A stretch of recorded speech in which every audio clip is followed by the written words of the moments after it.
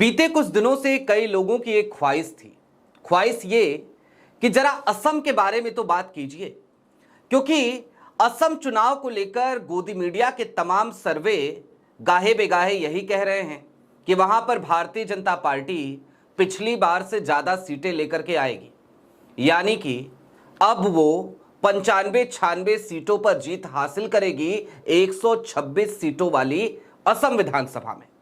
लेकिन क्या वाकई में ये हकीकत है, या फिर कि ये एक गुब्बारे की तरह है जिसमें लगातार हवा भरा जा रहा है और नतीजे जब आएंगे तो फिर एक पिन ऐसा लगेगा जैसे चुभ गई और गुब्बारा फूट गया। आखिरकार असम को जीतने के लिए भारतीय जनता पार्टी ने किस तरीके से तमाम मशीनरी उतार दी, उसके बावजूद प्रधानमंत्री नरेंद्र मोदी को फिर से एक बार ड्रामेबाजी करनी पड़ रही है। आज उस पर भी चर्चा करेंगे और साथ ही साथ आज आपको असम के चुनावों की एक क्रिस्टल क्लियर तस्वीर दिखाएंगे इसी गोदी मीडिया के एक हेडलाइन से, ताकि आप समझ सके कि गोदी मीडिया किस तरीके से दोहरी बातें करती नजर आती है।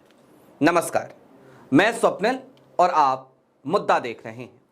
दोस्तों, आगे बढ़ें उससे पहले वही छोटी सी अपील। मुद्दा इन दिनों एक गंभीर आर्थिक संकट से जूझ रहा है। एक तरफ हमारे मेन बैंक अकाउंट्स बीते लंबे समय से फ्रीज चल रहे हैं, तो दूसरी तरफ हमारे 2.5 साल पुराने चैनल को हमसे लंबे समय तक छीन कर रखा गया था। ऐसे में डे टू डे ऑपरेशंस में मुद्दा को काफी मुश्किलों का सामना करना पड़ता है। लिहाजा आपसे गुजारिश है, यदि आप चाहें तो स्क्रीन पर दिख रहे QR कोड या फिर के नीचे दिख रहे UPI नंबर के जरिए मुद्दा की छोटी छोटी मदद जरूर कीजिएगा, ताकि हमारी बेबाकी यूं ही बरकरार रहे। अब आगे बढ़ते हैं।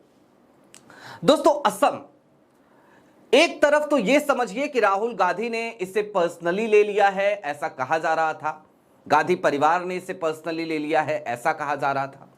लेकिन दूसरी तरफ असम में जीत हासिल करना भारतीय जनता पार्टी के लिए भी बहुत ज्यादा जरूरी है। अगर असम में भाजपा हारती है तो इसका मतलब जानते हैं आप, इसका मतलब होगा भारतीय जनता पार्टी का मनोबल बुरी तरीके से टूट जाना। अब असम की वास्तविक स्थिति क्या है उसको समझना हो तो तमाम सर्वे वगैरह भूलिए और अपनी स्क्रीन पर अंबानी साहब के चैनल यानी कि न्यूज 18 की एक हेडलाइन देखिए। यह हेडलाइन क्या बता रही है? न्यूज 18 खुद कह रहा है एक सर्वे के हवाले से कि असम में सबसे बड़ा मुद्दा बेरोजगारी है, असम में सबसे बड़ा मुद्दा भ्रष्टाचार है, और साथ ही साथ ये भी न्यूज 18 उसमें लिख रहा है कि घुसपैठियों और SIR जैसे मुद्दे वो असम की जनता के गले के नीचे से नहीं उतर रहे। अब जब न्यूज 18 ये कह रहा है तो SIR का जिक्र क्यों कर रहा है, खामखा क्यों जोड़ रहा है वहां पे SIR? क्योंकि वहां पे SIR हुआ ही नहीं था। इस पे अभी आगे समझेंगे, लेकिन आज की जरा एक तस्वीर मैं आपको और दिखाना चाहता हूं। आपकी स्क्रीन पर प्रधानमंत्री नरेंद्र मोदी की आज की ही तस्वीर है और इस तस्वीर को जरा गौर से देखिए। चाय के बागान, उस बागान में मोदी जी और अपने हाथों से चुन रहे हैं चाय के पत्ते। ऐसा लग रहा है जैसे कितना आत्मीय रिश्ता है ना प्रधानमंत्री नरेंद्र मोदी जी का असम के चाय बागान के मजदूरों से। लेकिन क्या वास्तविकता यही है? क्या वाकई में प्रधानमंत्री नरेंद्र मोदी को चाय बागान के मजदूरों से यह आत्मीयता है, या सिर्फ और सिर्फ ये कैमरे पर एक दिखावा है? जरा इस बात को अब समझिए।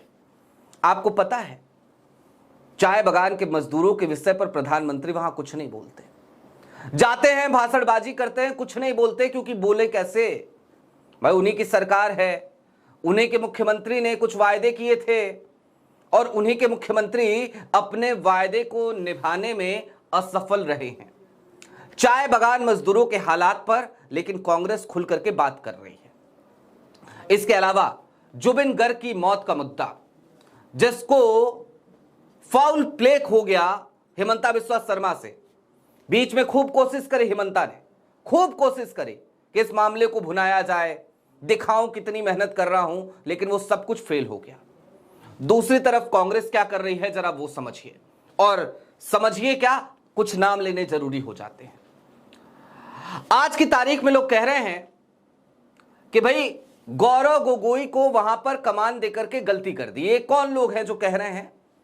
ये वो लोग हैं जो हिमंता से चोरी छिपे बात किया करते होंगे, निश्चित तौर पे बात किया करते होंगे। हिमंता का अपना एक इतिहास है भाई, कांग्रेस में रहे, स्वास्थ्य मंत्री भी रहे गोगोई साहब की कैबिनेट में, और भ्रष्टाचार के आरोप भी लगे। लेकिन जब आरोप लगे, जब शिकंजा कसने लगा, तो याद आया, अरे नहीं नहीं नहीं नहीं नहीं, एक वॉशिंग मशीन है भैया, वॉशिंग मशीन की तरफ चलते हैं। तो मुद्दा बनाया कि हमें अपमानित किया गया, मैं तो अपमानित महसूस कर रहा था, और वॉशिंग मशीन में पहुंच गए, डुबकी लगाई, धुलाई हो गई। उसके बाद मुख्यमंत्री भी बन गए, और जब मुख्यमंत्री बन गए तो फिर ऐसे ही नहीं बने। कांग्रेस के भीतर स्लीपर सेल तो हमेशा से रहे हैं।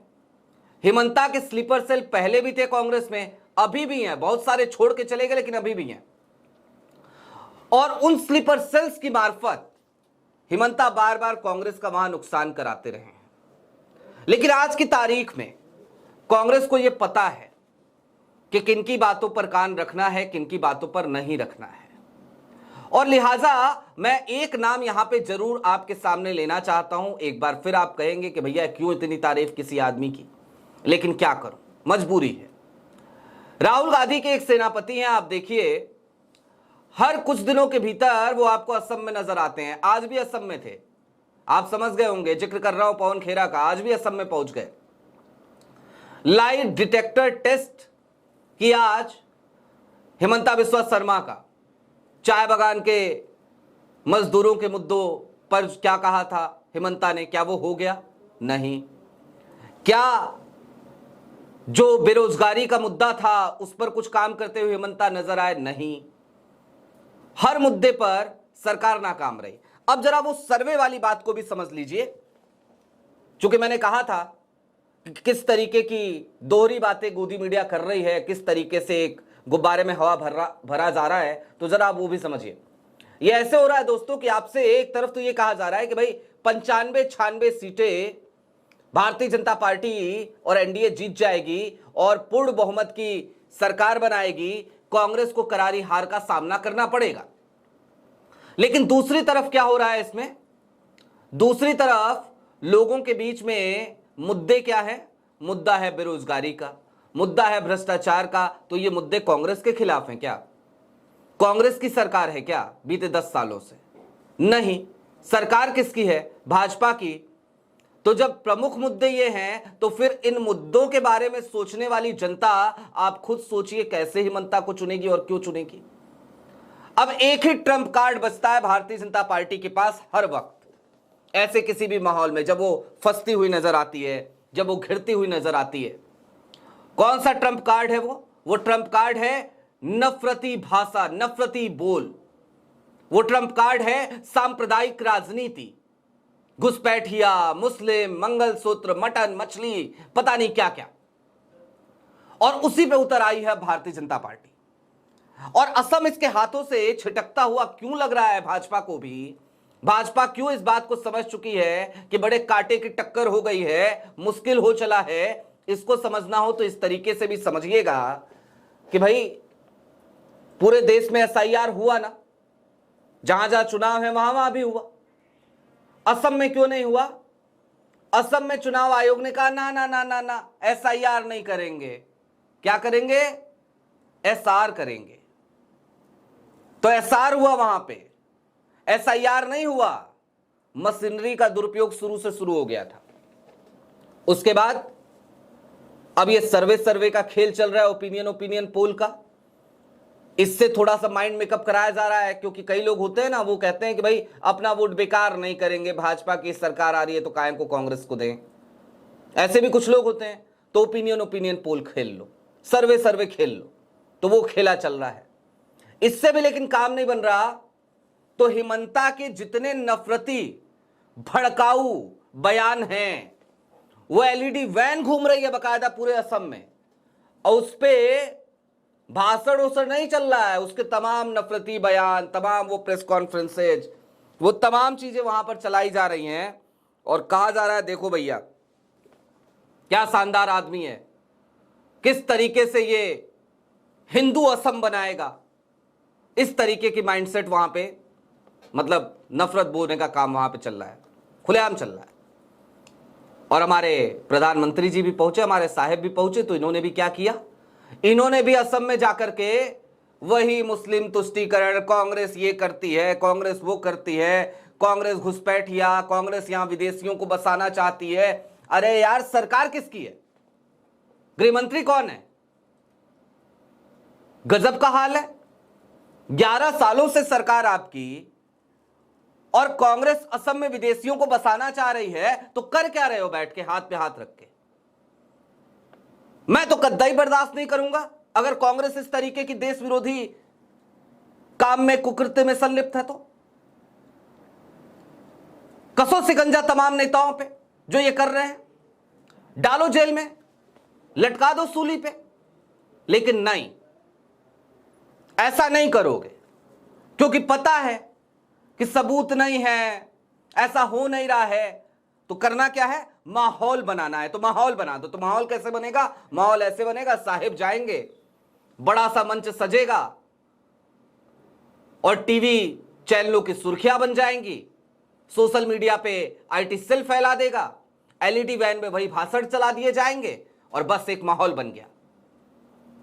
साहिब 11 सालों से आपकी सरकार है देश में, असम में आपकी सरकार 10 सालों से है। मुद्दों पर बात कीजिए ना।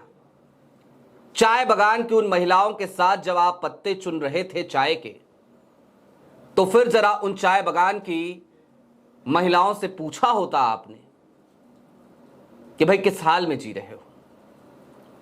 और वो जो चाय बगान की महिलाएं थी ना, आपने उस वीडियो में जो देखी, आपने उनके कपड़ों पर ध्यान दिया? चाय बगान की महिलाओं को वास्तविकता में कभी देखिएगा, उनके हाथों के छालों को कभी देखिएगा, रफू किए गए उनके कपड़ों को कभी देखिएगा, तो समझ में आएगा। ये तो प्रधानमंत्री जी का लाइट कैमरा एक्शन था, जहां पर 4 कलाकार खड़े हो गए और साहेब पत्ते चुनने लगे।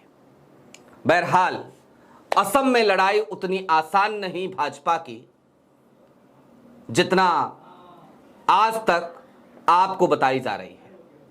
असम की ये लड़ाई निश्चित तौर पर कांग्रेस जी जान से लड़ रही है और ये बहुत बेहतर हुआ है कि हेमंता के तमाम चहेते जो कांग्रेस के भीतर थे, उनका एक बड़ा हिस्सा, तकरीबन 60% हिस्सा चला गया है।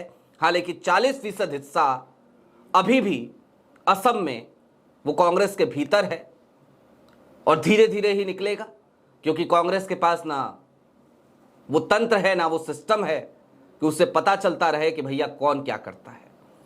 आपकी क्या राय है वो हमें कमेंट बॉक्स में जरूर बताइएगा। अभी के लिए दीजिए इजाजत। चलते चलते फिर वही अपील, चैनल पे नए हो तो सब्सक्राइब करते हुए जाइएगा, सक्षम हो तो मुद्दा की छोटी छोटी मदद जरूर कीजिएगा। बहुत शुक्रिया।